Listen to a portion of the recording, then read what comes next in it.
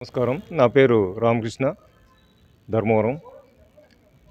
మొన్న ఇటీవల జరిగినటువంటి పాకిస్తాన్ తీవ్రవాదులు భారత పర్యాటకులు పైన పహల్గామ్‌లో చేసినటువంటి దాడి యొక్క నేపథ్యంలో మోడీ గారు తీసుకున్నటువంటి నిర్ణయం భారత ప్రజలందరికీ హర్షదాయకంగా ఉంది.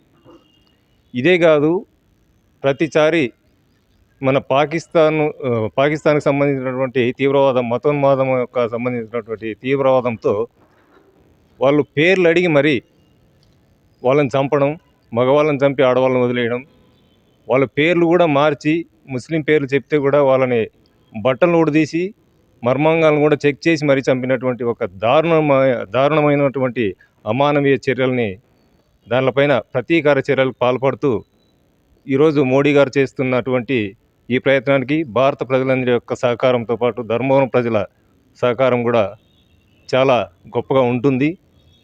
ఈ నేపథ్యంలోనే ఈరోజు యువత అంతా కొంచెం ఉత్సాహపూరితంగా ఇలాంటి దాడులను మరింత తీవ్రతరం చేసి ఆ యొక్క పాకిస్తాన్లో ఉన్నటువంటి ఉగ్రవాదాన్ని పూర్తిగా పెకిలించేసి ప్రపంచానికే భారత్ యొక్క ఒక సత్తాను చాటాలనేది ఇక్కడ ఉన్నటువంటి ప్రజల ఆకాంక్ష.